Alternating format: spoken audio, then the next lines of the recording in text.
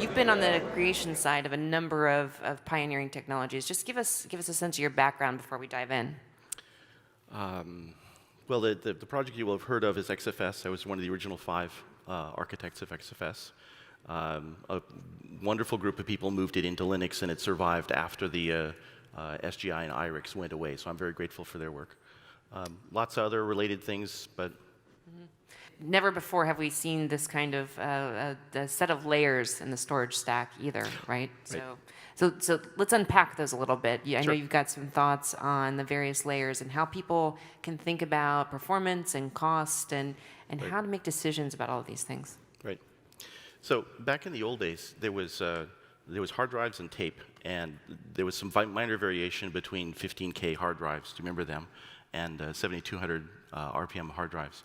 But today we've got hard drives. There's a little bit of variation there. We've got SATA flash, which is really capacity optimized. We've got NVMe, which is really performance optimized.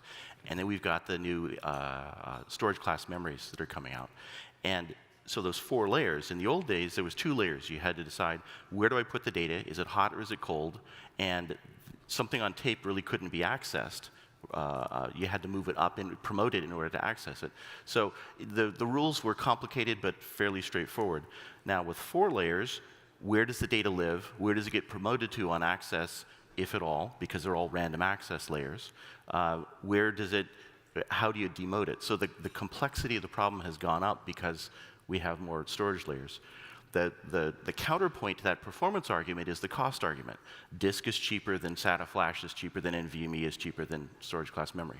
So how do you optimize for cost as well as performance?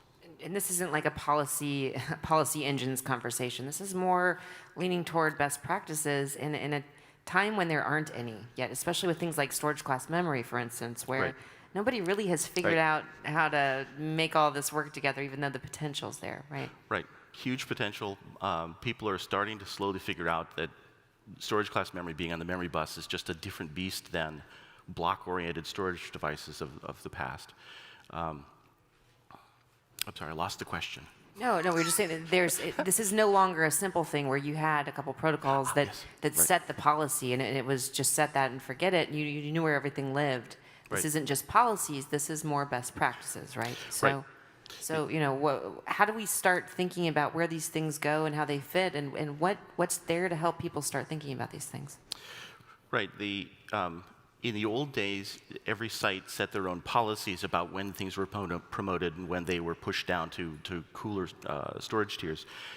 With 3.5 layers and a general focus for the user community saying, yeah, that's storage, you take care of it. I don't want to have to mess with it. It turns into the storage vendor trying to optimize for the typical case, the best case. You give me one big knob at the top that says performance or capacity or whatever. But the complexity is too high for individual users or sites to manage it. Right, I agree with Andy.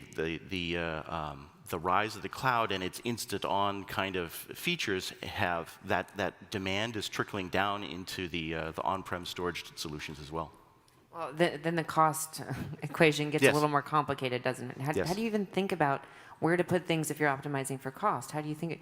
What does this stuff cost? I mean, you and I had a great conversation before this started about what does it really cost if you do things this way versus this way? And I know you've got all kinds of math to be thrown at this problem. So what are some of your key findings there? The customers always, they start with their compute and they say, okay, and then I need some networking, and then storage gets whatever money is left over, right? So it needs to be as cheap as you can arrange it, but it has to also perform as well as the customer needs in order to keep the CPUs busy, the GPUs, whatever. So it used to be that an LRU algorithm was the best answer. That was the best practice for, on first access, things get promoted, and then eventually they get pushed down when they're cold enough.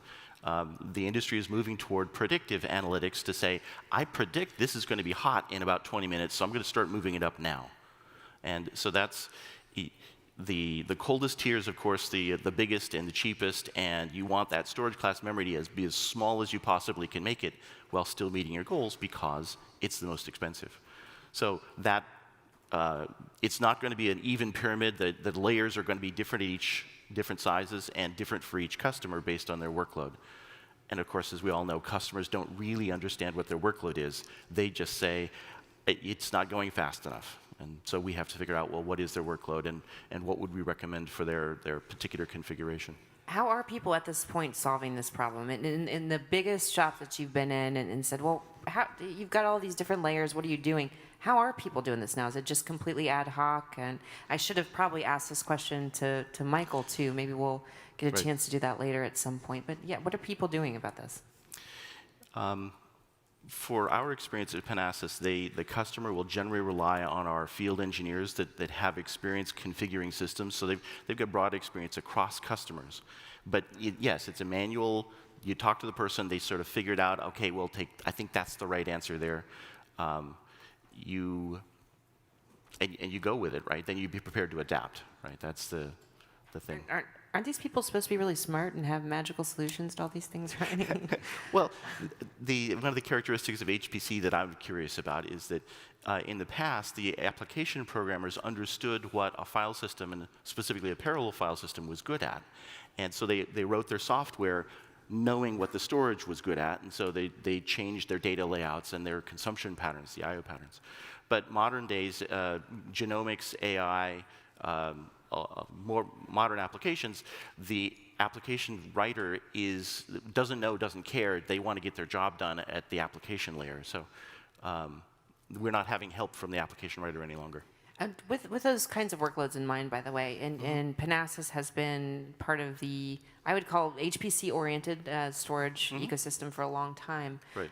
What's happening to the file system from what you see among some of your bigger customers? You know, what's happening there? Is it something where people are actually considering rewriting stuff so they can take advantage of object? You know, how are applications changing to meet those new layers that we just talked about? Sure. There is a quasi-religious kind of movement out there for object, because people think, well, this is the next big thing, and of course I'm going to go jump there first. We try to remind customers there are literally billions of lines of software written to POSIX. And, you know, so that's probably not going to change. The world runs on POSIX, right? Yes, right, POSIX and files. And so, yeah, we need to support the newer APIs, right? So NetApp's history, right? They started out just doing NFS, and eventually they were forced to do add CIFS against the engineer's desires, right? And eventually they were forced to add block. Well, eventually everyone has to support S3, and eventually everyone has to support the next big thing, NVMe EOF, right, protocol. And so the storage vendors just have to get more broad in what they're doing. So we see that in workloads too, right? That it used to be that a storage subsystem was meant for one application or one compute cluster that did one thing. And now the rise of what we call shared resource centers, the workload is varied over time and varied amongst jobs, and so a lot more generality in the storage subsystem. So that makes sense. Yeah. So Curtis, you've been in the industry for a while. What's the next 5 years hold in terms of the problems that we talked about here with increasing complexity in layers and a lack of maybe established best practices? What's ahead? So we do forward planning at Panasas. You know, everyone does, right? To figure out where we're going to intersect the market with a new product.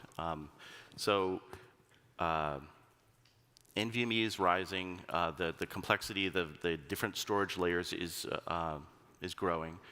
The sophistication of the applications is reducing in terms of they're not writing specific I/O patterns for us to make it easy.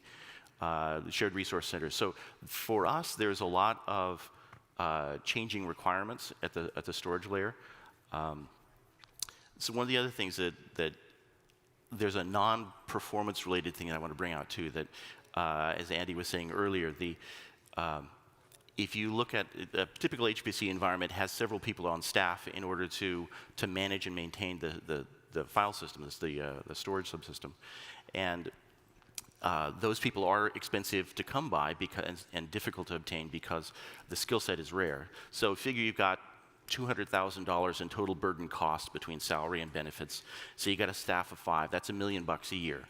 You got a $3 million storage subsystem, and you're spending $1 million a year on it. the economics are just different than you would expect in an enterprise data center, let alone a cloud, right? So that's one of the things that I think where HPC storage is going to have to get a lot better at that. Now, Panasas, we've been trying to focus on that for a while, so, you know. But in general, I think that the whole industry has to get more in tune with custom one-offs are great if you're Oak Ridge. Everyone else has to deal with the fact that it's just too expensive to be the bleeding edge solution.